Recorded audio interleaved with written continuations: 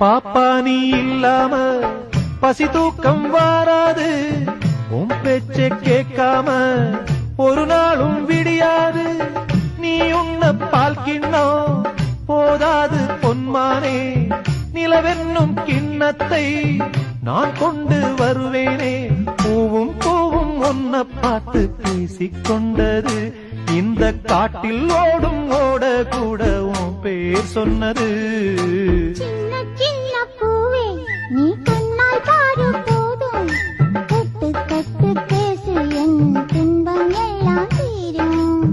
கண்ணே உன் கைப்பட்டா காஞ்ச கொடி பிஞ்சிவிடும், பட்டமரம் பாலூரும் பாகக்கா தேனூரும்.